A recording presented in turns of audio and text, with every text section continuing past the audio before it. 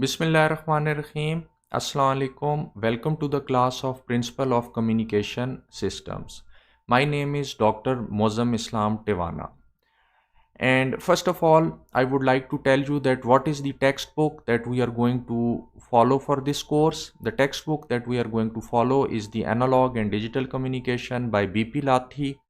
And more precisely, we are going to follow the third edition of this book.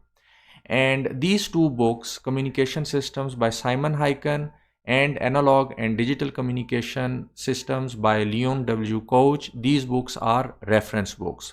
So more important book is this textbook, and you must buy this textbook. All the assignments that would be given, they would be given from this book and its third edition. Now, the prerequisite for this course is Signal and Systems, and in order to take this course of Principle of Communication Systems, you must have taken this course of Signal and Systems and passed in this course.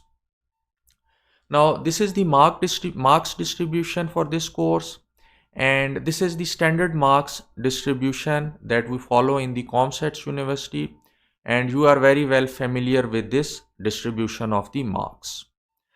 Now, what is the objective of this course? The main objective of this course is to study the basic principles of the analog and digital communication systems, that how the communication systems work.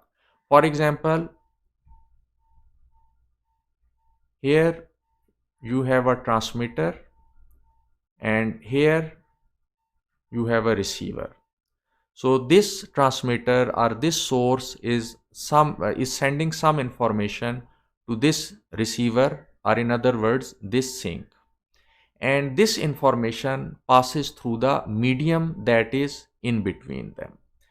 And this medium can be a microwave link. For example, here you have an antenna, and then you have the wireless channel in between them, through which the information is carried as the electromagnetic waves or electromagnetic signal from the transmitter to the receiver. This medium can also be an optical fiber, or it can also be an electrical cable. So we are going to study the mechanisms that are involved in the transfer of this information from the transmitter to the receiver. And और अगर आप मेरे से ये सवाल करें कि ये जो कम्युनिकेशन का प्रोसीजर है, इसके अंदर जो सबसे इम्पॉर्टेंट चीज़ है वो क्या है जो कम्युनिकेशन को पॉसिबल बनाती है, तो मैं ये जवाब दूंगा कि वो मॉड्यूलेशन और डीमॉड्यूलेशन है। और मॉड्यूलेशन और डीमॉड्यूलेशन के बगैर किसी तरह की communication between the transmitter and receiver possible नहीं होती। तो इस कोर्स के अंदर हम मॉड्यूलेशन और डीमॉड्यूलेशन को काफ़ी तफसील से देखेंगे। जैसे कि मैंने आपको कहा कि कम्युनिकेशन का जो मकसद है वो इंफॉर्मेशन को ट्रांसफ़र करना है from the source to the destination. Source आपका ट्रांसमीटर है, डेस्टिनेशन आपका रिसीवर है, और इन दोनों के दरमियान एक चैनल है या मीडियम है जिससे वो इंफॉर्मेशन गुजर के जा रही है। अब ये कुछ एग्जांपल्स हैं कम्युनिकेशन सिस्टम्स की जिनसे आप वाकिफ़ ही होंगे या जिन्हें आपने देखा ही होगा आप डेली ज़िंदगी के अंदर। जैसे इस आदमी के पास एक मोबाइल फ़ोन है और इस आदमी के पास भी ये मोबाइल फ़ोन है, और ये दोनों mobile phone for example 4G के नेटवर्क से कनेक्टेड हैं और ये एक दूसरे से बात कर रहे हैं। तो जब ये आदमी इस मोबाइल के अंदर बोलता है, इसके माइक्रोफोन में बोलता है, तो इसका सिग्नल जो है वो एक इलेक्ट्रोमैग्नेटिक सिग्नल की सूरत में ट्रांसमिट होता है और वो वायरलेस चैनल से गुजरता हुआ टावर तक पहुंचता है, और टावर जो है फिर उस सिग्नल को आगे ट्रांसमिट कर देता है इस मोबाइल स्टेशन को जो कि रिसीवर पे है। और यहाँ पे जो मीडियम है वो आपका वायरलेस मीडियम है, और जिससे जो सिग्नल गुजर रहा है वो आपका इलेक्ट्रोमैग्नेटिक सिग्नल है। इसी तरह एक और एग्जांपल जो कम्युनिकेशन सिस्टम की है वो आपकी टेलीफोन की है, जैसे फिक्स टेलीफोन की है। जैसे फॉर एग्जांपल ये आदमी इस टेलीफोन में बात कर रहा है और ये आदमी भी इस टेलीफोन में बात कर रहा है, और ये दोनों टेलीफोन्स एक दूसरे से कनेक्टेड हैं थ्रू एन इलेक्ट्रिकल केबल। तो इस सूरत में जो मीडियम है आपका वो क्या है, इलेक्ट्रिकल केबल है, और जो आपका सिग्नल जा रहा है वो किसकी सूरत में जा रहा है, वो जा रहा है इलेक्ट्रिकल वोल्टेज की सूरत में। बहरहाल ये तो एक बड़ा ही सिंप्लीफाइड एग्जांपल है, क्योंकि इन दोनों टेलीफोन्स के दरमियान एक्सचेंज भी होती है और उसके अलावा और भी चीज़ें होती हैं, लेकिन उनको हम सिंप्लिसिटी के लिए फ़िलहाल डिस्कस नहीं कर रहे। इसी तरह कम्युनिकेशन सिस्टम्स की एक और जो एग्जांपल है वो आपकी टेलीविज़न ट्रांसमिशन है। जैसे यहाँ पे आपका जो टेलीविज़न स्टेशन है उसका टावर है जो कि जो टेलीविज़न की वीडियो है और जो वॉइस है उसको ट्रांसमिट कर रहा है एज एन इलेक्ट्रोमैग्नेटिक सिग्नल, और वो जो सिग्नल है वायरलेस चैनल एंटीना से निकलता है और वायरलेस चैनल के ज़रिए होते होते आपके घर के ऊपर जो एंटीना लगा है उधर पहुंचता है, और वहाँ पे वो दोबारा सिग्नल जो है इलेक्ट्रिकल फॉर्म के अंदर आ जाता है। फिर वो सिग्नल जो है वो आपके टेलीविज़न में आ जाता है और जहाँ पे आप पिक्चर को देख लेते हैं, वॉइस और वीडियो को। तो इस सूरत में जो आपका मीडियम होता है टावर और जो आपके घर पे एंटीना लगा हुआ है उसके दरमियान, वो जो है आपका वायरलेस चैनल जो है वो मीडियम होता है, और जो सिग्नल होता है वो इलेक्ट्रोमैग्नेटिक सिग्नल के तौर पे ट्रैवल कर रहा होता है। इसी तरह एक जो बहुत ही आम एग्जांपल है कम्युनिकेशन नेटवर्क्स की, वो आपका लोकल एरिया नेटवर्क्स हैं। जैसे जहाँ पे आप देख रहे हैं कि ये लैपटॉप, ये डेस्कटॉप और ये सर्वर जिस पे फॉर एग्जांपल कॉमसेट्स की वेबसाइट पड़ी हुई है, एक दूसरे से एथरनेट नेटवर्क के थ्रू कनेक्टेड हैं। अब ये जो नेटवर्क है ये ऑप्टिकल फाइबर पे भी हो सकता है। उस सूरत में आपका जो मीडियम होगा वो ऑप्टिकल फाइबर होगा, और जो आपका सिग्नल होगा वो लाइट की सूरत में उस ऑप्टिकल फाइबर से ट्रैवल कर रहा होगा। और ये कोएक्सियल केबल भी हो सकती है, और उस सूरत में आपका सिग्नल जो है वो इलेक्ट्रिकल सिग्नल के सूरत में इससे गुजर रहा होगा। अच्छा, अब चाहे आपका एनालॉग कम्युनिकेशन सिस्टम हो या आपका डिजिटल कम्युनिकेशन सिस्टम हो, दोनों सूरतों के अंदर उसकी जो बेसिक डायग्राम है, या दूसरे लफ्ज़ों में जो सबसे सिंप्लीफाइड डायग्राम है, वो एक ही है। और वो कुछ इस तरह से है कि उसमें सबसे पहले ट्रांसड्यूसर आता है। फॉर एग्ज़ाम्पल जब आप मोबाइल में बोलते हैं या जब आप टेलीफोन में बोलते हैं तो टेलीफोन के अंदर एक माइक लगा होता है, और वो माइक एक ट्रांसड्यूसर होता है। उसे आप ट्रांसड्यूसर क्यों कहते हैं? उसे आप ट्रांसड्यूसर इसलिए कहते हैं कि वो आपके वॉइस सिग्नल को इलेक्ट्रिकल सिग्नल के अंदर कन्वर्ट करता है। तो यहाँ पे आपका वॉइस सिग्नल इलेक्ट्रिकल सिग्नल में कन्वर्ट हो गया, उसके बाद वो किस में जाता है? ट्रांसमीटर में जाता है। जो मोबाइल के अंदर आपका ट्रांसमीटर लगा होता है या टेलीफोन के अंदर आपका ट्रांसमीटर लगा होता है। अब मैंने पहले आपको बताया था कि जो सबसे इम्पॉर्टेंट काम एक ट्रांसमीटर करता है वो मॉड्यूलेशन है। यानी ये जो इलेक्ट्रिकल सिग्नल इसके पास आएगा उसे ये ट्रांसमीटर क्या करेगा? मॉड्यूलेट करेगा। यानी मॉड्यूलेशन के बाद सिग्नल उस फॉर्म में आ जाएगा कि आप उसे मीडियम के ऊपर भेज सकेंगे। ठीक है, तो अब ये ट्रांसमीटर ने ये सिग्नल मॉड्यूलेट करके मीडियम या चैनल पे ट्रांसमिट कर दिया। अब चैनल के अंदर जो आपके दो तरह के इफ़ेक्ट्स आते हैं, एक नॉइज़ का इफ़ेक्ट होता है और एक डिस्टॉर्शन का इफ़ेक्ट होता है। अब नॉइज़ का इफ़ेक्ट क्यों आता है? नॉइज़ के कई सोर्सेज होते हैं जो हमारे इर्द गिर्द बिखरे हुए हैं। जैसे फॉर एग्जांपल जब कभी आप बिजली का स्विच ऑन करते हैं तो उससे एक स्पार्क प्रोड्यूस होता है, और उस स्पार्क की वजह से नॉइज़ जनरेट होता है। कहीं पे बिजली गरजती है उसकी वजह से नॉइज़ जनरेट होता है। कहीं पे पेट्रोल इंजन चल रहा होता है उसके अंदर जो स्पार्किंग हो रही होती है उसकी वजह से नॉइज़ जनरेट होता है। और ये जो नॉइज़ जनरेट होता है ये इलेक्ट्रोमैग्नेटिक सिग्नल की सूरत में भी हो सकता है और इलेक्ट्रिकल सिग्नल की सूरत में भी हो सकता है, और उसके अलावा और भी सोर्सेज हैं नॉइज़ के। तो एक तो इफेक्ट जो आपके मॉड्यूलेटेड सिग्नल को जो चीज़ अफेक्ट करती है वो नॉइज़ करती है। यानी सिग्नल को जब आपने मॉड्यूलेट किया तो वो मॉड्यूलेटेड सिग्नल बन गया और उसको उस पे नॉइज़ इफेक्ट डाल रहा है। दूसरा इफेक्ट डिस्टॉर्शन का आता है। डिस्टॉर्शन का इफेक्ट किस वजह से आता है? फॉर एग्जांपल अगर हम वायरलेस चैनल की मिसाल लें तो उसके अंदर क्या होता है? उसके अंदर ये होता है कि फॉर एग्जांपल यहाँ पे आपका एक टावर लगा हुआ है, ठीक है? और ये जो टावर है, यहाँ पे एक मोबाइल फ़ोन है जो उस टावर का सिग्नल रिसीव कर रहा है। लेकिन अब होगा क्या? फॉर एग्जांपल यहाँ पे एक बिल्डिंग है, इधर एक और बिल्डिंग है। अब ये जो सिग्नल टावर इसे भेज रहा है, एक सिग्नल तो जाएगा डायरेक्ट पाथ से, लेकिन एक सिग्नल जो है वो इस बिल्डिंग की तरफ जाएगा, फिर रिफ्लेक्ट होके इधर आएगा, और इसी तरह जो है वही सिग्नल इधर भी टकराएगा और इधर से भी रिफ्लेक्ट होके आएगा। तो अब फॉर एग्जांपल टावर अगर एक सिग्नल भेज रहा है रिसीवर को, तो वो जो सिग्नल है डायरेक्ट पाथ से पहुंचेगा और उसकी कॉपीज इनडायरेक्ट पाथ से कुछ वक्फे के बाद पहुंचेंगी। यानी एक आपका एक्चुअल डायरेक्ट पाथ वाला सिग्नल होगा, एक उसकी एकोज होंगी। अब जब दोबारा ये टावर सिग्नल भेजेगा इस मोबाइल को, तो फिर यही होगा, एक एक्चुअल सिग्नल जाएगा और एक उसकी कॉपीज जाएंगी। तीसरी कॉपी बनाने की जगह नहीं है।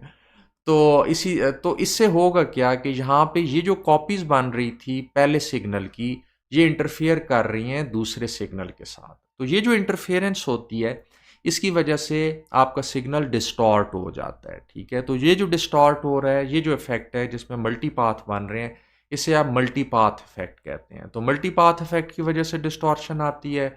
उसके अलावा जब आप ट्रांसमीटर से रिसीवर कोई सिग्नल भेज रहे होते हैं इलेक्ट्रोमैग्नेटिक सिग्नल की तरफ, और फॉर एग्जांपल अगर आपका ये मोबाइल मूव कर रहा है, तो इस सिग्नल के अंदर फ्रीक्वेंसी चेंज भी आता है डॉपलर शिफ्ट की वजह से। डॉपलर शिफ्ट जो है आपने एफएससी में पढ़ा होगा, कि अगर जो है वो अगर ये मोबाइल इस टावर की तरफ मूव कर रहा है, तो जो सिग्नल इसे रिसीव हो रहा है उसकी फ्रीक्वेंसी बढ़ जाएगी, और अगर ये टावर से अवे जा रहा है तो इसकी जो फ्रीक्वेंसी है वो कम हो जाएगी। लेकिन ये जो फ्रीक्वेंसी का चेंज है, इसकी वजह से भी सिग्नल आपका डिस्टॉर्ट होता है। तो ये जो डिस्टॉर्शन का इफेक्ट है, ये इसमें तो ये दो इफेक्ट आएंगे, नॉइज़ का इफेक्ट और डिस्टॉर्शन का इफेक्ट।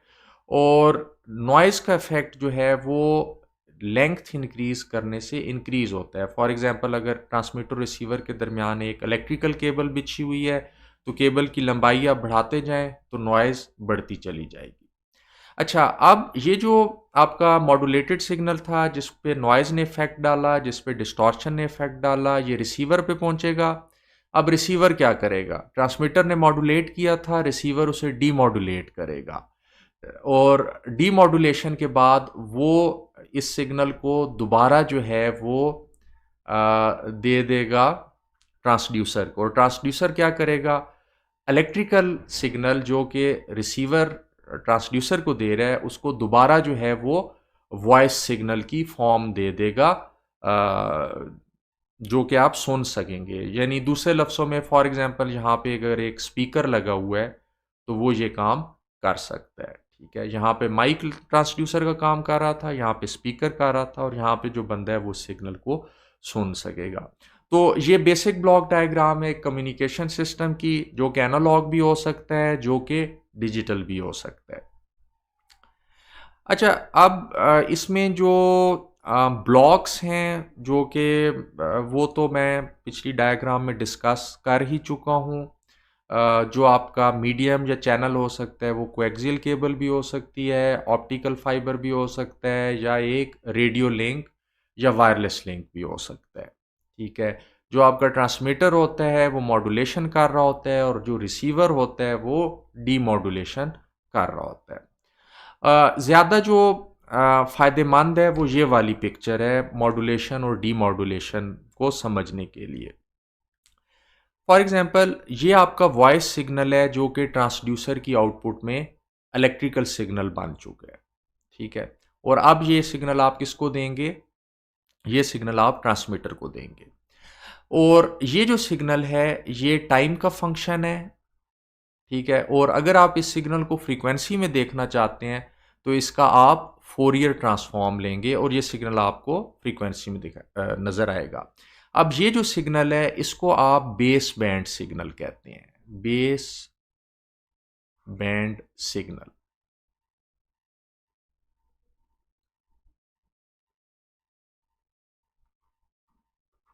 इसको बेस बैंड सिग्नल आप इसलिए कहते हैं कि ये 0 हर्ट्ज से शुरू होता है और जितनी सिग्नल की बैंडविड्थ है उतनी वहाँ तक ये सिग्नल जाता है। तो 0 से लेके जहाँ तक ये सिग्नल जा रहा है ये सिग्नल की बैंडविड्थ कहलाएगी। यानी आपका सिग्नल 0 से जहाँ तक ये सिग्नल जा रहा है इसके दरमियान जितनी भी फ्रीक्वेंसीज़ हैं उन पे आपका सिग्नल मुश्तमिल है। और चूंकि ये सिग्नल 0 से शुरू हो रहा है इसलिए आप इसे बेस बैंड सिग्नल कह रहे हैं। जब ट्रांसमीटर में से ये सिग्नल गुजरता है तो ये इसको मॉड्यूलेट करता है और मॉड्यूलेशन के अंदर ये क्या कर रहा है, इस सिग्नल को बेस बैंड से वो पास बैंड पे चला गया है। यानी ये इस सिग्नल को अगर आप जिस फ्रीक्वेंसी से मॉड्यूलेट कर रहे होंगे इस सिग्नल का जो सेंटर होगा वो 0 से शिफ्ट हो जाएगा उस फ्रीक्वेंसी पे जिस पे आप उसे मॉड्यूलेट कर रहे हैं। ठीक है, ऐसा हम क्यों करते हैं इसमें हम आगे आएंगे कि हम मॉड्यूलेट क्यों करते हैं सिग्नल को। ठीक है, अच्छा लेकिन अब ये सिग्नल इस फॉर्म में है कि आप इस सिग्नल को ट्रांसमिट कर सकें, वायरलेस सिग्नल के तौर पे भेज सकें वायरलेस चैनल के थ्रू। तो ये सिग्नल यानी अब चैनल से गुजरेगा। ठीक है, और चैनल के अंदर दो इफेक्ट्स आते हैं, एक नॉइज़ का इफेक्ट आता है और एक डिस्टॉर्शन का इफेक्ट आता है। तो फिलहाल हम सिर्फ नॉइज़ का इफेक्ट देखते हैं चीज़ों को सिंपल रखने के लिए पहले लेक्चर में। डिस्टॉर्शन का इफेक्ट फिलहाल नहीं देखते। तो बेसिकली होगा क्या कि नॉइज़ आपके सिग्नल के ऊपर ऐड हो जाएगा। ठीक है, अब ये सिग्नल जब रिसीवर पे पहुंचेगा तो रिसीवर रिवर्स काम करेगा ट्रांसमीटर की निस्बत। ट्रांसमीटर मॉड्यूलेट कर रहा था, रिसीवर डीमॉड्यूलेट करेगा।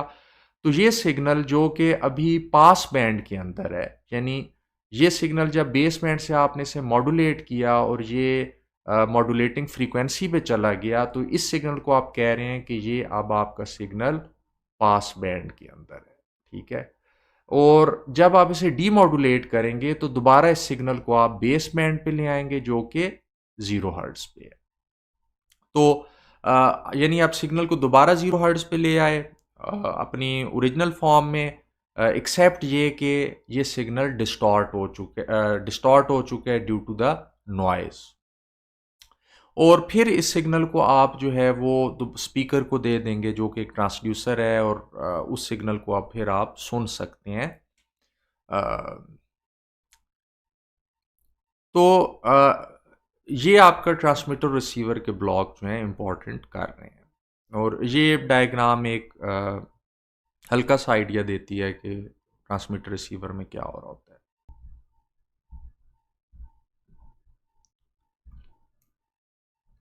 अब हम आते हैं डिजिटल और एनालॉग सिस्टम्स के जो सोर्सेज होते हैं और जो सिग्नल डिजिटल और एनालॉग सिग्नल होते हैं उनके दरमियान क्या फ़र्क होता है। फॉर एग्जांपल आप एक माइक के अंदर बोल रहे हैं। ठीक है, तो माइक जो है आपके वॉइस को एक इलेक्ट्रिकल सिग्नल के अंदर कन्वर्ट कर देगा और फॉर एग्जांपल ये वो इलेक्ट्रिकल सिग्नल है जो आपके माइक के अंदर प्रोड्यूस हो रहा है और उसमें जो मैक्सिमम वैल्यू आपके वॉइस सिग्नल की आ सकती है वो 10 वोल्ट है और मिनिमम वैल्यू -10 वोल्ट है।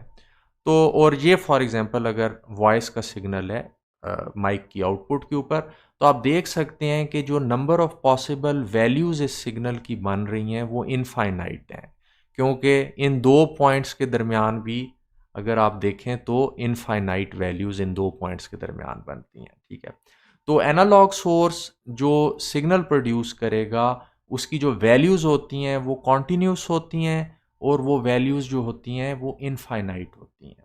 ठीक है, जबकि उसके बरखिलाफ जब आप डिजिटल सोर्स की बात करते हैं तो डिजिटल सोर्स की जो एग्जांपल दी जा सकती है जैसे कीबोर्ड है। अगर एक कीबोर्ड में 102 कीज़ हैं तो उन 102 कीज़ के अगेंस्ट आपके 102 आस्की कोड्स होंगे। ठीक है, यानी इसका मतलब है कि जो पॉसिबल कोड्स प्रोड्यूस हो रहे हैं जब आप कोई भी की जो है वो प्रेस करते हैं वो पॉसिबल कीज़ फाइनाइट हैं और वो पॉसिबल कीज़ डिस्क्रीट हैं, यानी कॉन्टिन्यूसली आप वो कीबोर्ड से वैल्यूज़ नहीं प्रोड्यूस करते, बल्कि कुछ टाइम के बाद जो है वो वैल्यूज़ जो है आप कीबोर्ड के कोड्स जब आप कोई की प्रेस करते हैं तो वो प्रोड्यूस होता है। ठीक है, तो इसी तरह डिजिटल सिग्नल को आप अगर फॉर एग्जांपल ये डिजिटल वेव फॉर्म है, अगर आप इसको देखें तो इसमें जो वैल्यूज़ हैं वो आपकी फाइनाइट वैल्यूज़ हैं जो कि प्रोड्यूस हो रही हैं, यानी एक ये वैल्यू प्रोड्यूस हो रही है, ये वैल्यू प्रोड्यूस हो रही है, ये वैल्यू प्रोड्यूस हो रही है, ये वैल्यू प्रोड्यूस हो रही है, और ये डिस्क्रीट भी है क्योंकि एक ख़ास टाइम के बाद ये वैल्यूज़ क्या हो रही हैं, प्रोड्यूस हो रही हैं। तो डिजिटल सोर्स जो इंफॉर्मेशन जो सिग्नल प्रोड्यूस करता है वो फाइनाइट होता है और वो सिग्नल क्या होता है, डिस्क्रीट होता है। अच्छा, अब जो रियल वर्ल्ड सिग्नल्स होते हैं वो हमेशा एनालॉग होते हैं। जब पहले जैसे एनालॉग कैमरास होते थे तो एनालॉग पिक्चर्स खींचा करते थे। इसी तरह माइक्रोफोन जो वॉइस प्रोड्यूस कर रहा होता है वो एनालॉग होती है। तो उस सिग्नल को आपको क्या करना पड़ता है, अगर आप डिजिटली उसे ट्रांसमिट करना चाहते हैं तो उसे आपको डिजिटाइज करना पड़ेगा, यानी उसके लिए आपको analogue to digital converter use करना पड़ेगा। और एनालॉग टू डिजिटल कन्वर्जन का जो तरीका होता है वो आप डीएसपी के अंदर पढ़ के आए होंगे। और उसके लिए आप करते क्या हैं कि फॉर एग्जांपल अगर आपका एक एनालॉग सिग्नल है तो उसे आप पहले एक लो पास फिल्टर से पास करते हैं। लो पास फिल्टर का ये मकसद होता है कि उसकी बैंडविड्थ को लिमिट कर दे। तो बैंडविड्थ जैसे फॉर एग्जांपल जब हम टेलीफोनी की बात करते हैं तो टेलीफोनी के अंदर जो सिग्नल आप यूज़ करते हैं वो 0 से 4 किलो हर्ट्ज़ तक होता है, जबकि जो एक्चुअल इंसान की वॉइस का सिग्नल होता है वो 20 किलो हर्ट्ज़ तक जाता है। लेकिन टेलीफोनी के अंदर 0 से 4 किलो हर्ट्ज़ का सिग्नल काफ़ी होता है, तो आप उसे लो पास फिल्टर से गुजार के 0 टू 4 किलो हर्ट्ज़ कर देते हैं। उसके बाद उस सिग्नल को आप सैंपल करते हैं। जैसे फॉर एग्जांपल ये आपका सिग्नल है, तो इन पॉइंट्स के ऊपर आपने उसे क्या किया, सैंपल कर लिया, तो आपको यहाँ पे जो है वो क्या मिल गई, वैल्यूज़ मिल गई जहाँ पे आप उस सिग्नल को सैंपल कर रहे हैं। और ये सिग्नल डिस्क्रीट है क्योंकि इसको जो आप सैंपल कर रहे हैं वो कितने टाइम के बाद कर रहे हैं, कैपिटल टी, यानी दो सैंपल्स के दरमियान जो टाइम है वो कैपिटल टी है। तो अब आपके पास ये सैंपल्स आ गए और इन सैंपल्स को आप एक कोड असाइन कर देते हैं depending upon the signal value. जो आपकी मैक्सिमम सिग्नल की वैल्यूज़ होती है और जो मिनिमम सिग्नल की वैल्यूज़ होती है उसको आप लेवल्स के अंदर डिवाइड कर देते हैं डिपेंडिंग अपॉन, और हर लेवल को आप एक नंबर या एक कोड दे देते हैं। तो जो आपका सैंपल जिस लेवल के अंदर लाई करता है उस लेवल के अगेंस्ट आप जो है उस सैंपल को एक कोड असाइन कर देते हैं। जैसे फॉर एग्जांपल अगर ये सिग्नल 5th लेवल के अंदर लाई करेगा तो इसे मैं 101 का कोड दे दूंगा। ठीक है, ये अगर आपका जो है वो 8th लेवल के अंदर लाई करेगा तो इसे जो मैं कोड दूंगा वो 1000 का कोड दूंगा। ठीक है, तो ये प्रोसीजर है जिसके अंदर आप सिग्नल को पहले फ़िल्टर से गुजारते हैं, फिर उसे सैंपल करते हैं, फिर उसे लेवल्स के अंदर डिवाइड करते हैं, यानी उसकी क्वांटाइजेशन करते हैं और देखते हैं कि वो सिग्नल किस लेवल के अंदर लाई कर रहा है, और उस लेवल के अगेंस्ट आप उसको एक कोड असाइन कर देते हैं। और ये जो सैम्पलिंग है ये आप कितने टाइम के बाद करते हैं, कैपिटल टी टाइम के बाद करते हैं। तो ये वो तरीका है जो कि आप डीएसपी के अंदर पढ़ के आए होंगे, एनालॉग टू डिजिटल कन्वर्जन का। इस तरह जो सिग्नल यहाँ पे प्रोड्यूस हो रहा होगा उसे आप पीसीएम सिग्नल या पल्स कोडेड मॉड्यूलेटेड सिग्नल कहेंगे। बहरहाल इसमें एक चीज़ जो इम्पॉर्टेंट है वो आपका सैम्पलिंग थ्योरम है। सैम्पलिंग थ्योरम ये कहता है कि अगर फॉर एग्जांपल आपने जब सिग्नल को लो पास फिल्टर से गुजारा और उस सिग्नल की जो हाईएस्ट फ्रीक्वेंसी है वो बी है, और वॉइस सिग्नल के केस में फॉर एग्जांपल ये बी क्या होगा, ये 4 किलो हर्ट्ज होगा। और अब उस सिग्नल को जब आपने सैंपल करना है तो उसे कम से कम आपको ट्वाइस रेट पे इस हाईएस्ट फ्रीक्वेंसी के सैंपल करना पड़ेगा अगर आप उसको करेक्टली रिसीवर पे उसी सिग्नल को रिकंस्ट्रक्ट करना चाहते हैं। ठीक है, यानी अगर आपके सिग्नल की बैंडविड्थ बी है तो उसको आप 2B रेट पे रिसीवर पे क्या करेंगे, सैंपल करेंगे। अगर आपकी सिग्नल की बैंडविड्थ 0 to 4 किलोहर्ट्ज़ है, मैक्सिमम फ्रीक्वेंसी 4 किलोहर्ट्ज़ है, जैसे कि नॉर्मल टेलीफोनी के अंदर है, तो रिसीवर के अंदर आप उसे 8 किलोहर्ट्ज़ पे क्या करेंगे, सिग्नल को उसको सैंपल करेंगे। और कम से कम ट्वाइस रेट पे सैंपल करना होता है। अगर आप उससे कम पे करेंगे तो रिसीवर के ऊपर आप उस सिग्नल को करेक्टली रिकंस्ट्रक्ट नहीं कर सकेंगे। अच्छा, तो इसका मतलब ये हुआ कि हाँ, तो डिजिटल कम्युनिकेशन सिस्टम जो होते हैं वो क्या करते हैं, डिजिटल इंफॉर्मेशन को सोर्स से सिंक पे या ट्रांसमीटर से रिसीवर पे लेके जाते हैं। और अगर वो इंफॉर्मेशन डिजिटल फॉर्म में नहीं है तो उसे आप डिजिटाइज कर देते हैं using sampling, quantization and encoding. जबकि एनालॉग सिस्टम्स के अंदर आप जो एनालॉग आपका की इंफॉर्मेशन होती है उसको ट्रांसमीटर से रिसीवर पे क्या करते हैं, लेके जाते हैं। तो ये फ़र्क है डिजिटल कम्युनिकेशन सिस्टम्स में, जिसमें इंफॉर्मेशन जो है वो डिजिटल सोर्स से रिसीवर की तरफ जा रही है या डिजिटाइज होकर रिसीवर की तरफ जा रही है। और एनालॉग कम्युनिकेशन सिस्टम्स में जिनमें जो है आपका इंफॉर्मेशन जो है एनालॉग, जो सोर्स की एनालॉग इंफॉर्मेशन रिसीवर पे जा रही है। और फिर हमने देखा था कि जो आपकी एनालॉग वेव फॉर्म होती है उसके अंदर जो वैल्यूज़ होती हैं वो कॉन्टीन्यूस होती हैं। जो आपकी डिजिटल वेव फॉर्म होती है उसमें आपकी वैल्यूज़ जो होती हैं वो डिस्क्रीट होती हैं। जैसे फॉर एग्जांपल इस केस में जो आपकी वैल्यूज़ हैं वो कहाँ पे, जहाँ पे आप सैंपल कर रहे हैं वहाँ पे लाई करेगी। यहाँ पे एक वैल्यू होगी, इधर एक वैल्यू होगी, इधर एक वैल्यू होगी, इधर एक वैल्यू होगी, इधर एक वैल्यू होगी।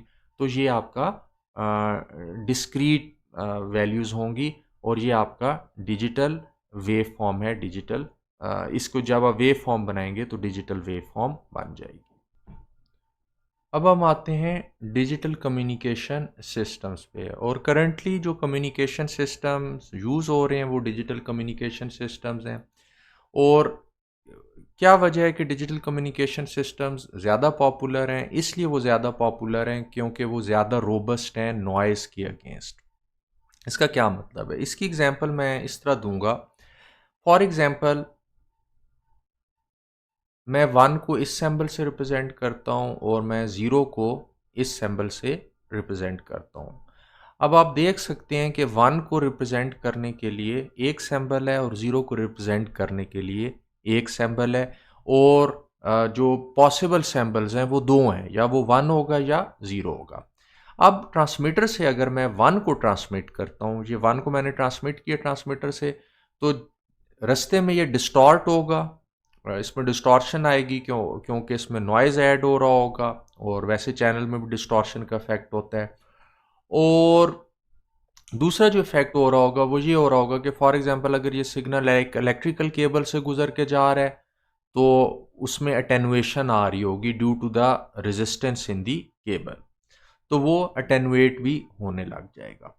अब जब ये रिसीवर पे पहुंचेगा तो रिसीवर पे किस तरह का सिग्नल पहुंचा, इस तरह का सिग्नल पहुंचा। तो और अगर इस सिग्नल को मैं इस सिग्नल से कंपेयर करूं जो 1 था, या ये जो 0 था इससे कंपेयर करूं, तो ये किसके करीब है? ऑब्वियसली ये इसके करीब है। तो रिसीवर ये जान जाएगा चूंकि ये इस 1 के ज़्यादा करीब है तो एक्चुअली जो चीज़ ट्रांसमिट हुई थी वो 1 थी, तो वो एक्चुअली 1 को क्या कर सकता है, रीजनरेट कर सकता है रिसीवर। और नॉइज़ का इफेक्ट क्या हो जाएगा और डिस्टॉर्शन का ख़त्म हो जाएगा।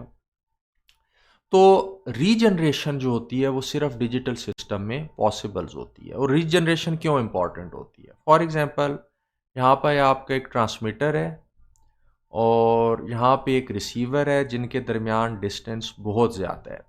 तो दरमियान में आप क्या लगा लेते हैं, एक रीजनरेटर लगा लेते हैं। ट्रांसमीटर से सिग्नल ट्रांसमिट हुआ, फॉर एग्जांपल ये 1 ट्रांसमिट हुआ, रीजनरेटर पे पहुंचा। रीजनरेटर क्या करेगा, इस सिग्नल को देखेगा कि ये 1 था या 0 था, किस वेव फॉर्म के ज़्यादा करीब है। अगर ये 1 था तो वो 1 को दोबारा क्या कर देगा, रीजनरेट कर देगा। और दोबारा वो किसको फिर आगे भेज देगा, रिसीवर को भेज देगा। यानी ये जो स्टेशन है it is actually regenerating the signal. तो regeneration is only possible in digital system. Analogue systems के अंदर रीजनरेशन पॉसिबल नहीं होती, क्योंकि जो सिग्नल की पॉसिबल वैल्यूज़ होती हैं वो इनफाइनाइट होती हैं। तो इसलिए जो है ये सिर्फ डिजिटल सिस्टम्स के अंदर पॉसिबल होता है। ये एक सबसे बड़ा एडवांटेज है डिजिटल सिस्टम का, क्योंकि रीजनरेशन की वजह से they are more robust to the noise. और जो एडवांटेजेस हैं वो ये हैं कि जो डिजिटल सिस्टम्स हैं वो उनकी जो उनको इम्प्लीमेंट करने के लिए जो इलेक्ट्रॉनिक सर्किटरी चाहिए होती है वो दिन ब दिन सस्ती होती जा रही है। These systems are more immune to noise, जैसे कि मैंने एग्जांपल में बताया। और चूंकि डिजिटल सिस्टम्स के अंदर इंफॉर्मेशन वंस और ज़ीरोज़ की फॉर्म में जा रही होती है, तो इन पे आप डिफरेंट एल्गोरिथम्स लगा सकते हैं। जैसे एरर करेक्शन का एल्गोरिथम है। एरर करेक्शन का एल्गोरिथम जो होता है वो रिसीवर पे जो बिट्स रिसीव होती हैं वंस और ज़ीरोज़, उनमें एरर को रिमूव करता है। इसी तरह इक्वलाइजेशन जो है वो जो चैनल के अंदर डिस्टॉर्शन का इफेक्ट है वो रिमूव करती है। यानी जो फॉर एग्जांपल अगर आप चैनल की बात करते हैं, चैनल के अंदर जो डिस्टॉर्शन की बात करते हैं, तो आप उसको एक फ़िल्टर के तौर पे समझ सकते हैं कि जो चैनल के अंदर डिस्टॉर्शन होती है वो क्या है, एक फ़िल्टर है जो आपकी डिस्टॉर्शन इस तरह कर रहा है कि कुछ फ्रीक्वेंसीज़ ज़्यादा अटेनुएट कर रहा है वो फ़िल्टर, कुछ फ्रीक्वेंसीज़ वो कम अटेनुएट कर रहा है, और उसकी वजह से आपका सिग्नल क्या हो रहा है, डिस्टॉर है। यानी आपका चैनल को एक अगर फ़िल्टर के तौर पे तस्वर करें, तो इक्वलाइज़र एक फ़िल्टर होता है जो जिसका रिस्पॉन्स चैनल के फ़िल्टर से इन्वर्स होता है। यानी उसका रिस्पॉन्स जो होगा बिल्कुल इससे क्या होगा, ऑपोजिट होगा। तो जो ओवरऑल रिस्पॉन्स आपका बनेगा वो स्ट्रेट लाइन बनेगा। ठीक है, यानी डिस्टॉर्शन के इफेक्ट को इक्वलाइज़र रिमूव कर सकते हैं। तो ये जो टेक्निक्स हैं सिर्फ डिजिटल सिस्टम्स के अंदर पॉसिबल होती हैं, एनालॉग सिस्टम के अंदर पॉसिबल नहीं होती। अब हम बात करते हैं बैंडविड्थ की। बैंडविड्थ के जो डिजिटल कम्युनिकेशन की जब बात करते हैं तो bandwidth is a range of frequencies. जब मैं वॉइस सिग्नल की बात करता हूँ तो मैं ये कहता हूँ कि वॉइस सिग्नल की बैंडविड्थ 0 से 4 किलोहर्ट्ज़ तक होती है। यानी अगर मैं उसको फ्रीक्वेंसी डोमेन में ड्रॉ करूँ इस सिग्नल को, तो ये 0 से 4 किलोहर्ट्ज़ का सिग्नल बनेगा जो कि टेलीफोनी के अंदर यूज़ करता है होता है 0 से 4 किलोहर्ट्ज़ तक। So the bandwidth is the range of frequencies. लेकिन जो अगर आप एक आम टेलीकॉम में एक बंदा काम कर रहा होगा उससे बात करेंगे तो बैंडविड्थ का वो ये मतलब भी लेता है कि bandwidth is the data rate. ठीक है, ऑल्दो कि वो इतना ये मतलब इतना एक्यूरेट नहीं है, लेकिन ये मतलब भी इंडस्ट्री के अंदर लिया जाता है। तो लेकिन एक्चुअली जो बैंडविड्थ का मतलब है it is the range of frequencies. और वॉइस सिग्नल की बैंडविड्थ क्या होती है, 0 to 4 किलोहर्ट्ज़ होती है। अच्छा, अब हम आते हैं सिग्नल टू नॉइज़ रेशो के कॉन्सेप्ट के ऊपर, और ये बहुत इंपॉर्टेंट कॉन्सेप्ट है कम्युनिकेशन सिस्टम्स के अंदर। फॉर एग्जांपल यहाँ पे आपके पास एक ट्रांसमीटर है जिसने एक सिग्नल ट्रांसमिट किया। ठीक है, ये सिग्नल आपने यहाँ पे एंटीना पे रिसीव किया और यहाँ पे आपके पास एक रिसीवर है। अब सिग्नल जो है वो एक ख़ास पावर के साथ ट्रांसमीटर ने ट्रांसमिट किया, लेकिन जब वो रिसीवर पे पहुँचेगा तो वो वीक हो चुका होगा। ठीक है, यानी जो सिग्नल जहाँ पे पहुँचेगा उसकी पावर फॉर एग्जांपल एस है जो रिसीवर पे रिसीव हुआ, लेकिन रास्ते के अंदर इस सिग्नल के अंदर नॉइज़ भी ऐड हो रहा होगा, तो वो जो नॉइज़ है उसकी पावर फॉर एग्जांपल एन है। तो इन दोनों की जो रेशो होगी वो क्या कहलाएगी, सिग्नल टू नॉइज़ रेशो कहलाएगी। अच्छा, अब जो रिसीवर है उसको एक minimum signal to noise ratio चाहिए होती है सही तरह काम करने के लिए। अगर वो सिग्नल टू नॉइज़ रेशो उससे कम हो जाए तो उस सूरत में रिसीवर जो है वो सही तरह काम नहीं कर सकता। तो वो एक minimum signal to noise ratio receiver के ऊपर आपको बरकरार रखना पड़ता है। तो अब इसका मतलब ये हुआ कि अगर आप ज़्यादा पावर से ट्रांसमीटर से ट्रांसमिट कर रहे हैं तो उस पर नॉइज़ का इफेक्ट कम होगा, और ये ज़्यादा पॉसिबिलिटी होगी कि रिसीवर जो है जो signal to noise ratio receive करे वो मिनिमम वैल्यू से ज़्यादा हो। या दूसरे लफ्ज़ों में मैं ये कह सकता हूँ कि अगर मैं ट्रांसमीटर की पावर बढ़ा देता हूँ तो ये पॉसिबल है कि रिसीवर जो है वो ट्रांसमीटर से और ज़्यादा दूर हो और उसे जो minimum required signal to noise ratio है वो मिल रही हो। तो signal to noise ratio receiver पे एक थ्रेशहोल्ड से या मिनिमम वैल्यू से ज़्यादा होनी चाहिए। इसलिए signal to noise ratio receiver के ऊपर हमेशा जब भी हम देखते हैं कि रिसीवर की परफॉर्मेंस को जज करते हैं तो हम ये देख रहे होते हैं कि उसको signal to noise ratio receiver पे कितनी मिल रही है और क्या वो उसकी मिनिमम वैल्यू से ज़्यादा है जो उसको काम करने के लिए चाहिए या नहीं।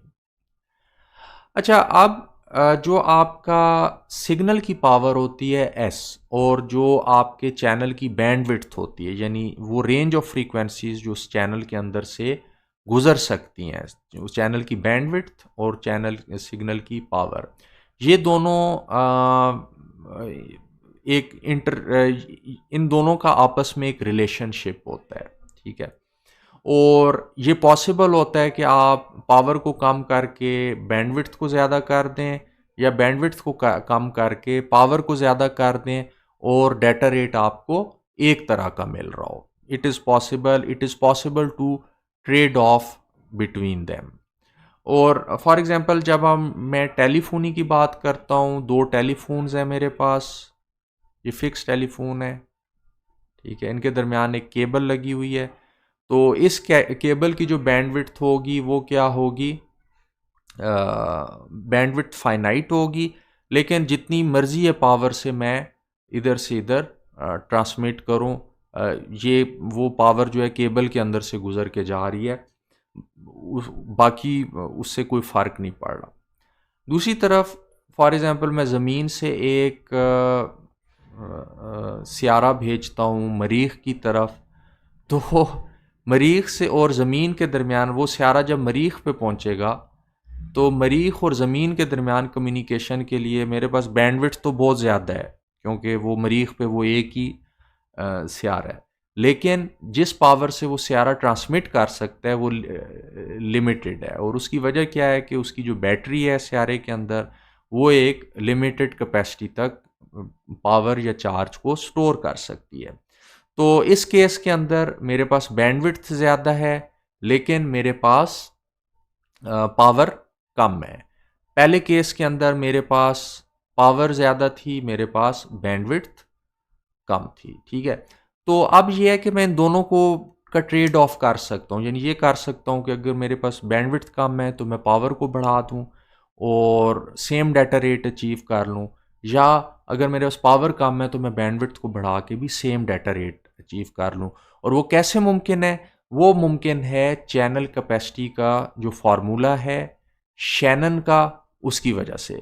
और इसको जो मैं नाम देता हूँ वो नाम देता हूँ शैनन इक्वेशन का नाम देता हूँ। तो शैनन इक्वेशन की वजह से ये मुमकिन है।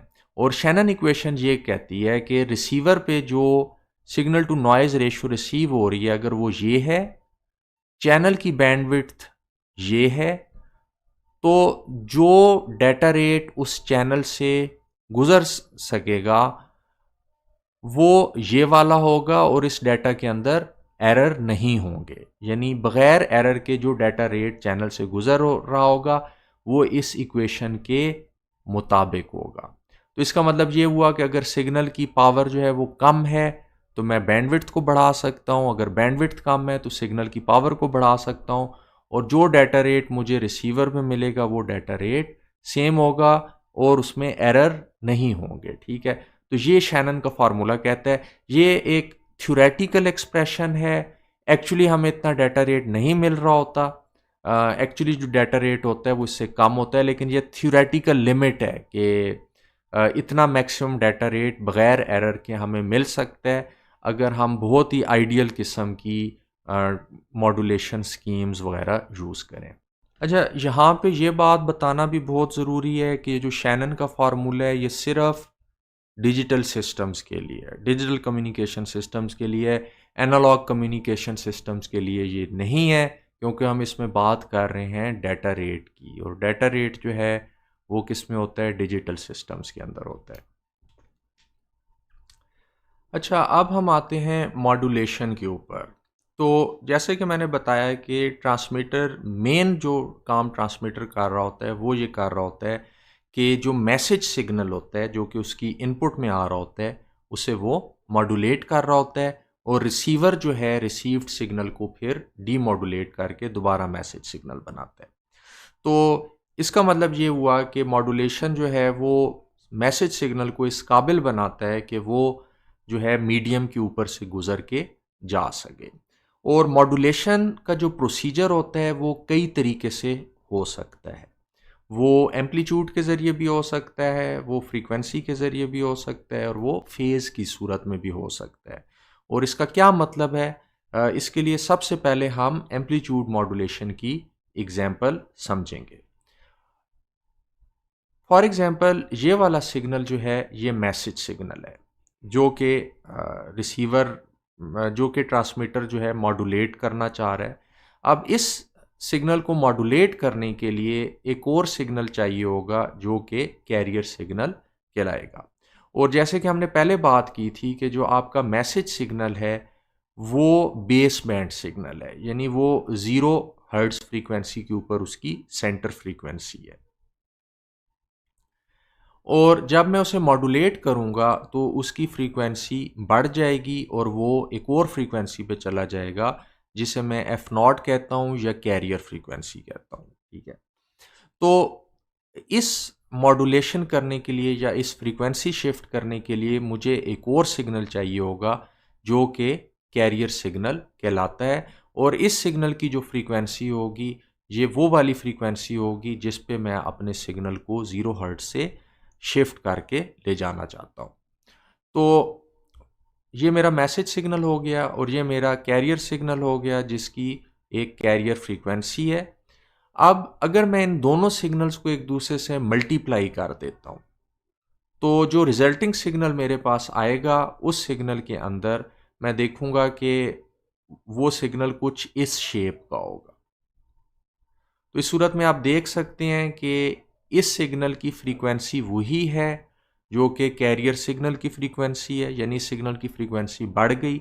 लेकिन जब मैं इस सिग्नल के एम्पलीट्यूड को देखता हूं तो इस सिग्नल का एम्पलीट्यूड वही है जो कि मैसेज सिग्नल का एम्पलीट्यूड है, यानी जो रिजल्टिंग सिग्नल है उसकी फ्रीक्वेंसी कैरियर सिग्नल वाली होगी और उसका एम्पलीट्यूड जो है वो मैसेज सिग्नल वाला होगा। यानी रिजल्टिंग सिग्नल में दोनों इन्फॉर्मेशंस होंगी, मैसेज के बारे में भी और कैरियर फ्रीक्वेंसी के बारे में भी।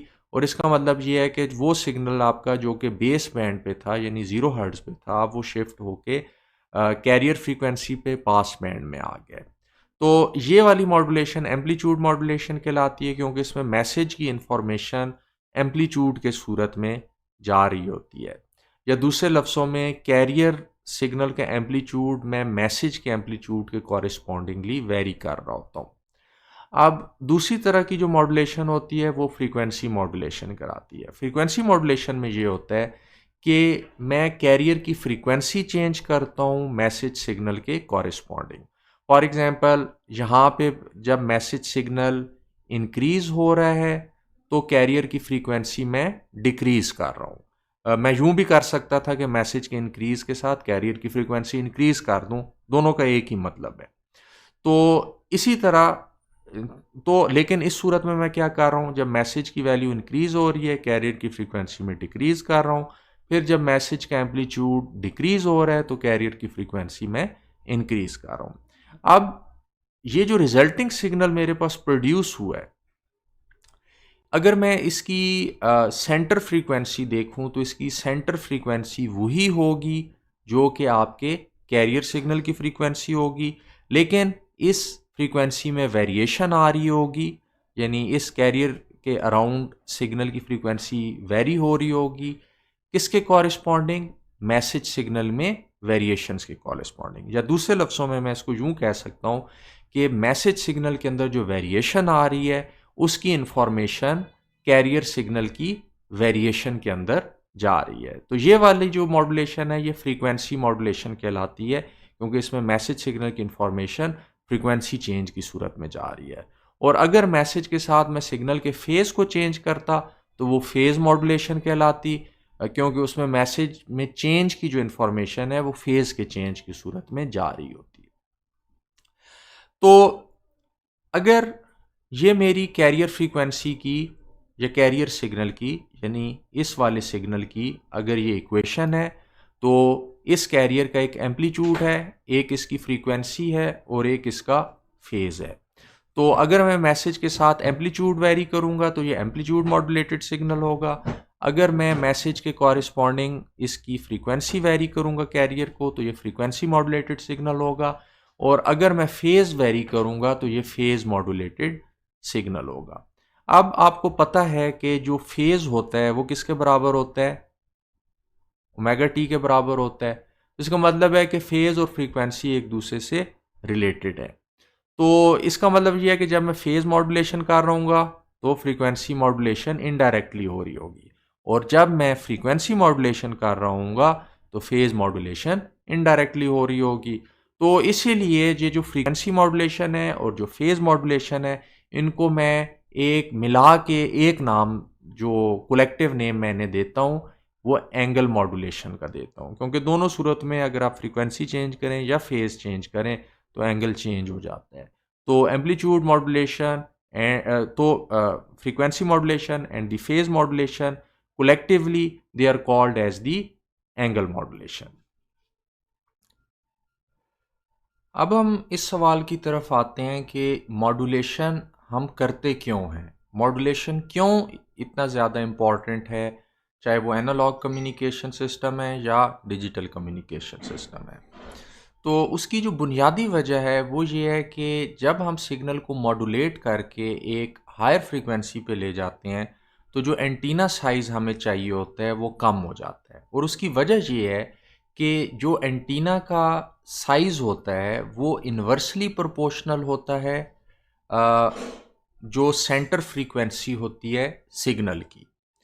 तो और फॉर एग्जांपल अगर मैं मोनोपोल एंटीना की बात करता हूँ, मोनोपोल एंटीना इस तरह का होता है कि आपके पास एक लंबी सी वायर है या एक लंबा सा जो है वो मेटल का डंडा है, तो वो मोनोपोल एंटीना के तौर पे एक्ट कर सकता है। तो जो मोनोपोल एंटीना की लेंथ होती है वो that is equal to lambda by 4, यानी जो सिग्नल आप इससे ट्रांसमिट करना चाहते हैं उसकी जो वेव लेंथ होती है उसको अगर आप 4 पे डिवाइड कर दें तो मोनोपोल एंटीना की लेंथ आ जाती है आपके पास।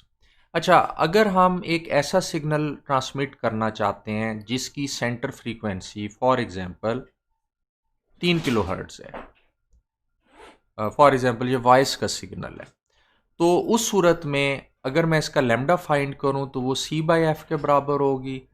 c जो है वो क्या है, वेलोसिटी ऑफ लाइट है, और f क्या है, सेंटर फ्रीक्वेंसी है इस सिग्नल की। तो तो इस तरह मैं लेमडा फाइंड कर सकता हूँ इस सेंटर फ्रीक्वेंसी का। तो जो इसके तो इस सिग्नल को ट्रांसमिट करने के लिए जो मुझे मोनोपोल की लेंथ चाहिए होगी वो लेमडा बाई 4 होगी, यानी इसका मतलब है कि c बाई एफ को मैं फर्दर 4 पे डिवाइड करूँगा। तो c बाई एफ मेरे पास आता है 10 रेज टू द पावर 5। तो उसको जब मैं 4 पे डिवाइड करूँगा तो जो एंटीना की लेंथ बनेगी वो 15 माइल्स की बनेगी। यानी इसका मतलब ये है कि अगर मैं वॉइस सिग्नल को इसी तरह बग़ैर मॉड्यूलेशन के ट्रांसमिट करूं तो उसके लिए जो मुझे एंटीना साइज़ चाहिए होगा वो 15 मील का चाहिए होगा, तो जो कि मुमकिन नहीं है।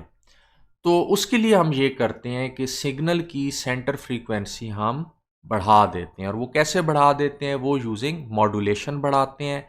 और जैसे फॉर एग्जांपल बेस बैंड के अंदर अगर मेरा सिग्नल 0 हर्ट्ज़ पे है तो उसको मैं फिर मॉड्यूलेट करके उसकी कैरियर फ्रीक्वेंसी पे ले जाता हूँ। तो अगर मैं कैरियर फ्रीक्वेंसी यूज़ कर रहा हूँ 900 मेगाहर्ट्ज़ की, तो उसके लिए जो मुझे एंटीना चाहिए होगा वो 8 सेंटीमीटर चाहिए होगा, और 8 सेंटीमीटर एक बहुत छोटा सा एंटीना होगा। और ये जो 900 मेगाहर्ट्ज़ की रेंज है, ये आपके जो जीएसएम मोबाइल सिस्टम्स होते हैं वो 900 मेगाहर्ट्ज़ की रेंज की फ्रीक्वेंसी यूज़ करते हैं। इसलिए उनके लिए जो एंटीना चाहिए होता है वो बहुत छोटा चाहिए होता है, वो आपको मोबाइल पे नज़र भी नहीं आता। तो पहली ये इम्पॉर्टेंट वजह है जिसकी वजह से हम मॉड्यूलेशन करते हैं। दूसरी वजह ये होती है कि फ्रीक्वेंसी डिवीजन मल्टीप्लेक्सिंग जो है वो पॉसिबल होती है जब हम मॉड्यूलेशन करते हैं। और इसका क्या मतलब है, तो इसको बताने के लिए मैं आपको एक एग्जांपल देता हूँ। फॉर एग्जांपल, ये एक टावर है, जैसे कि आपने मोबाइल सिस्टम्स के टावर देखे होंगे। तो और यहाँ पे आपके पास कुछ मोबाइल स्टेशंस हैं, और ये जो मोबाइल स्टेशंस हैं ये इस टावर के साथ कनेक्ट होना चाहते हैं ताकि वो कॉल मिला सकें। अब होता ये है कि इन मोबाइल स्टेशंस को बेस स्टेशन से कनेक्ट होने के लिए फ्रीक्वेंसी चैनल्स चाहिए।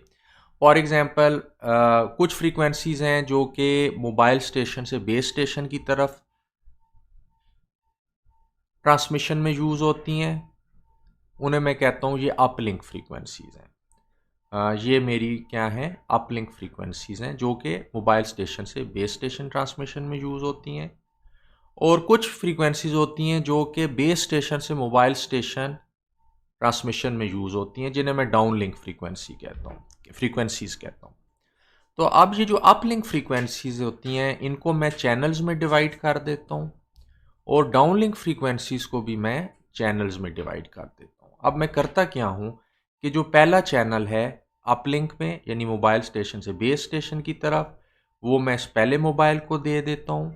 और इसी तरह जो पहली डाउनलिंक फ्रीक्वेंसी है, फ्रीक्वेंसी चैनल है फ्रॉम बेस स्टेशन या tower to the mobile station, वो भी इसे दे देता हूँ। तो पहले मोबाइल को मैंने एक अपलिंक फ्रीक्वेंसी, एक डाउनलिंक फ्रीक्वेंसी दे दी, दूसरे मोबाइल को मैं दूसरी अपलिंक फ्रीक्वेंसी और दूसरी डाउनलिंक फ्रीक्वेंसी दे दूंगा, और तीसरे को मैं तीसरी अपलिंक और तीसरी डाउनलिंक फ्रीक्वेंसी दे दूंगा। तो इसका मतलब ये है कि जो डिफरेंट मोबाइल्स हैं वो डिफरेंट चैनल्स यूज़ कर रहे हैं, और ये उसी सूरत में मुमकिन है कि उन मोबाइल्स पे जो वॉइस सिग्नल मैंने भेजना है उसको मैं मॉड्यूलेट करके उस चैनल पे ले जाऊं जिस चैनल पे जो चैनल एक मोबाइल यूज़ कर रहा है। जैसे फॉर एग्जांपल, जो दूसरा मोबाइल है इसका जो वॉइस सिग्नल होगा वो किधर से किधर तक होगा, 0 से 4 किलोहर्ट्ज़ का, जो ये सिग्नल ट्रांसमिट करना चाह रहा है। तो इसको मैं मॉड्यूलेट करके जो सेकंड चैनल की सेंटर फ्रीक्वेंसी है उस पर ले जाऊंगा। इसी तरह डाउनलिंक के अंदर मैं जो डाउनलिंक फ्रीक्वेंसी जो यहाँ से जो बेस स्टेशन से मोबाइल स्टेशन नंबर 2 की तरफ कम्युनिकेशन में यूज़ हो रही है, और जो सिग्नल जो वॉइस सिग्नल बेस स्टेशन से मोबाइल स्टेशन की तरफ आ रहा है, उसको मैं मॉड्यूलेट करके इस सेकंड जो डाउनलिंक चैनल है उस पे ले जाऊंगा। तो ये जो different channel different mobiles use कर सकते हैं, ये इसी वजह से मुमकिन होता है क्योंकि मैं क्या चीज़ यूज़ कर रहा हूँ, मॉड्यूलेशन यूज़ कर रहा हूँ। और मॉड्यूलेशन में क्या होती है, सिग्नल की सेंटर फ्रीक्वेंसी चेंज हो जाती है। तो इसको एक दूसरे तरीके से भी दे सकता हूँ कि मेरे पास फॉर एग्जांपल 3 ट्रांसमीटर हैं, 3 ट्रांसमीटर, हर ट्रांसमीटर का जो सिग्नल है वो लाई कर रहा है 0 से 4 किलोहर्ट्ज़ तक, यानी जो उसकी इनपुट पे मैसेज सिग्नल आ रहा है वो तीनों का मैसेज सिग्नल 0 से 4 किलोहर्ट्ज़ तक है या बेस बैंड में है। जब मॉड्यूलेट मैं करूँगा तो पहले मैसेज सिग्नल को मैं फ्रीक्वेंसी फॉर एग्जांपल F1 पे मॉड्यूलेट कर देता हूँ, दूसरे को F2 पे कर देता हूँ, तीसरे को F3 पे कर देता हूँ। तो ये तीनों मैसेज सिग्नल्स डिफरेंट फ्रीक्वेंसीज पे जा चुके हैं, और फिर इन सिग्नल्स को मैं मल्टीप्लेक्स कर देता हूँ या दूसरे लफ्ज़ों में ऐड कर देता हूँ। रिसीवर पे जाके मैं फिर ये सिग्नल वायरलेस चैनल से गुजर के जाता है, और फिर रिसीवर पे मैं उसे डीमॉड्यूलेट कर देता हूँ। डीमॉड्यूलेशन का क्या मतलब है कि मैं डिफरेंट फ़िल्टर्स लगा लेता हूँ। एक फ़िल्टर जो है वो जो सिग्नल F1 फ्रीक्वेंसी के इर्द गिर्द F1 फ्रीक्वेंसी पे लाई करता है उसको एक फ़िल्टर से अलग कर लेता हूँ, F2 को एक दूसरे फ़िल्टर से अलग कर लेता हूँ, और F3 को जो सिग्नल F3 पे लाई करता है उसको एक डिफरेंट फ्रीक्वेंसी से अलग कर देता हूँ, और फिर इन तीनों सिग्नल्स को मैं डीमॉड्यूलेट कर लेता हूँ। जब मैं डीमॉड्यूलेट कर लेता हूँ तो मेरे पास एक्चुअल मैसेज सिग्नल आ जाते हैं। तो चूंकि यहाँ पे मैं हर मैसेज सिग्नल को एक डिफरेंट फ्रीक्वेंसी पे मॉड्यूलेट कर रहा हूँ ताकि वो एक कॉमन वायरलेस चैनल से गुजर सकें और वो एक डिफरेंट फ्रीक्वेंसी पे हों, इसलिए मुझे मॉड्यूलेशन करना पड़ती है। तो ये मॉड्यूलेशन के दो मेजर रीजंस हैं जिसकी वजह से मॉड्यूलेशन की जाती है।